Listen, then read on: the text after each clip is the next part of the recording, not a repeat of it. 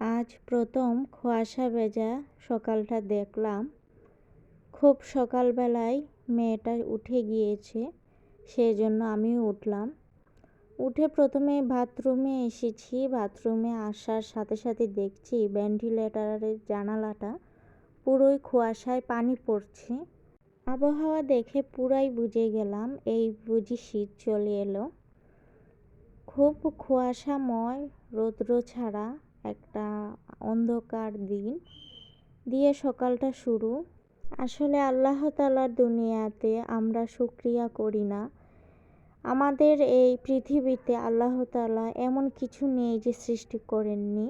যেমন আলো দিয়েছেন ঠিক তেমনি আবার অন্ধকারও দিয়েছেন। যেমন মানুষের বাতাসের প্রয়োজন ঠিক তেমনি শীতেরও প্রয়োজন। আমাদের এই দুনিয়ায় কত রকমের সৃষ্টি, সব কিছুর জন্য আল্লাহ তাআলার কাছে শুকরিয়া আদায় করছি। তো আজকে সকালটা আমরা সিলেটবাসীরা শীত কী জিনিস উপভোগ করলাম। ঘুম থেকে উঠেই দেখি সারাটা দিন এরকম অন্ধকারময় আর বাতাস বইছে। তো বাতাসগুলো কিন্তু খুব ঠান্ডা হিমেল হাওয়া এনে আমাদের ঘরে ঢুকিয়ে দিচ্ছে। আসসালামু আলাইকুম, ওয়েলকাম টু মাই চ্যানেল দিন রাত্রি ব্লগে আপনাদেরকে স্বাগতম।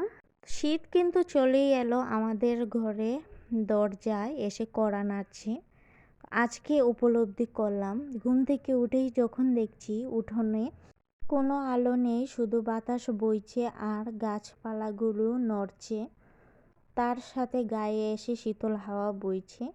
তো এইসব উপলব্ধির সাথে সাথেই বুঝে গেলাম আজকে হয়তোবা শৈত্যপ্রবাহ অন্য কোনো এলাকাতে পড়েছে, সেই সাথে আমাদের এলাকাতে বা আমাদের জেলায়ও এইরকম ছুঁয়ে যাচ্ছে শীতটা।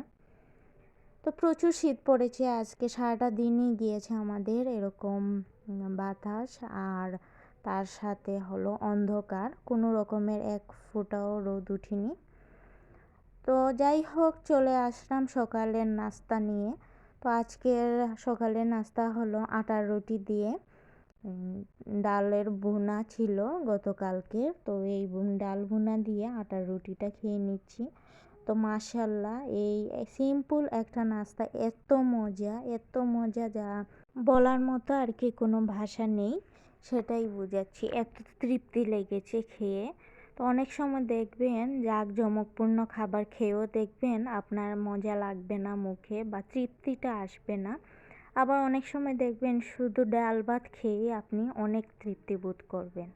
তো আসলে এইরকমই লেগেছে আমার কাছে। আর এমনিতেও ডাল ভুনা, তারপরে সবজি, তারপর ডিমের পোচ, এগুলো দিয়ে কিন্তু আমার ব্রেকফাস্ট মানে রুটি বা পরোটার সাথে এগুলো খেতে আমার ভীষণ মজা লাগে। তার সাথে চেয়ে নিচ্ছি যারা আপনারা আমার এই ব্লগটি যেখান থেকে বসে দেখছেন, আপনাদের কাছে আমার বিশেষ অনুরোধ আপনারা একটা লাইক দিয়ে দেখা শুরু করবেন। আর যতটুকুই দেখুন না কেন ততটুকু সময়ের ভিতরে যদি পারেন, আপনাদের হাতে সময় থাকে, তাহলে অবশ্যই একটা কমেন্ট করবেন প্লিজ। আর যদি তা না পারেন শুধুমাত্র একটা লাইক দিয়েই যাবেন, তাহলে আমি খুব বেশি খুশি হব।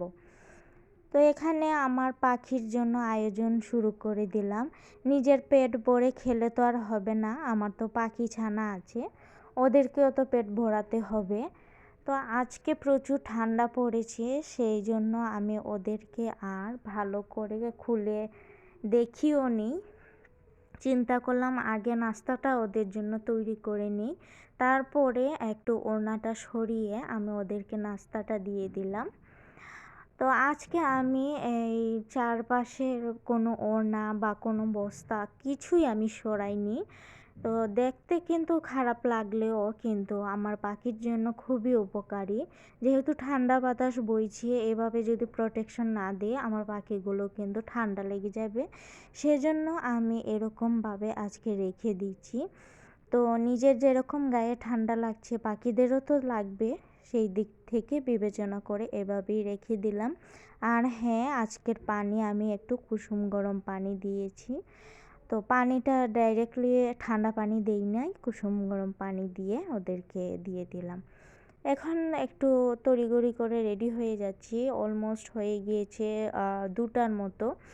তো 2টা বেলা বাজে, কিন্তু দেখুন লাগে যে যেন সকাল 7টা 8টা এরকম বা 6টা এরকম একটা প্রকৃতির ভাব। তো চলে গিয়েছিলাম আমার একটু ব্যাংকে, সেখানে আমার একটু কাজ ছিল। তো যাই হোক, ওইখানে কাজ শেষ করে চলে আসলাম আমার মেয়ের জন্য অল্প কিছু ফল নিয়ে। তো ও কমলা খেতে খুব বেশি ভালো পায়, তো সেজন্য ওর জন্য অল্প কিছু কমলা নিয়ে আসলাম আর একটা পেয়ারা নিয়ে আসলাম আমরা খাবো বলে। তো এখন ওকে পেয়ারাটা কেটে দিচ্ছি। ও বলছে পেয়ার খাবে, পেয়ার। মাঝে মাঝে সপ্রিয় বলে, মানে যা যখন যেটা শুনি সেটাই বলে, যখন যেটা মনে হয় ওর এটাই ভালো লাগে।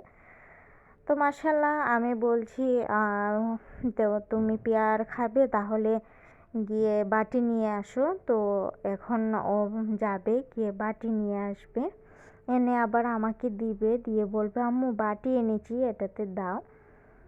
তো টুকটুক করে কথা বলা শিখে গিয়েছে আমার মেয়ে। সবাই আপনারা আমার মেয়েকে মাশাল্লাহ বলে দিবেন।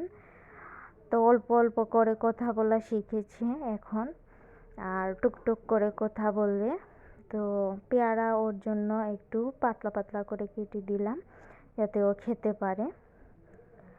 আর আমরাও পেয়ারা খাবো এখন। পেয়ারা কিন্তু আমার ভীষণ ফেভারিট একটা ফল। তো এইদিকে মাকে আমি আজকে বাঁধাকপি ভাজি আর মূলা এইভাবে কেটে দিয়ে দিলাম। ওনাকে উনি বললেন রান্না করবেন, সেই জন্য ওনাকে এগুলো কেটে দিয়ে, তাই এদিকে এই খোসাগুলো এখন বালতিতে ফেলতে আসলাম। তো এই বালতিতে আমি এই খোসাগুলো জমাচ্ছি, কারণ এগুলা থেকে সার বানাবো। এর আগেও অনেকগুলো বানিয়েছিলাম, তারপরে গাছে লাগিয়ে নিয়েছি, এখন আবার নতুন করে রেডি করছি। এখন মেয়েকে খাবার খাইয়েই দিচ্ছি, তারপর আমরাও খাবার খেয়ে নেব। তো আজকের মেনুতে ছিল মুরগির তরকারি, মুরগির মাংস, আর তার সাথে মূলা দিয়ে আর কই মাছ রান্না করা হচ্ছে, এটা এখনও রেডি হয়নি। আর ওইদিকে বাঁধাকপির ভাজি। তো আজ এই পর্যন্ত, সবাই দোয়া করবেন, ভালো থাকবেন, আল্লাহ হাফিজ।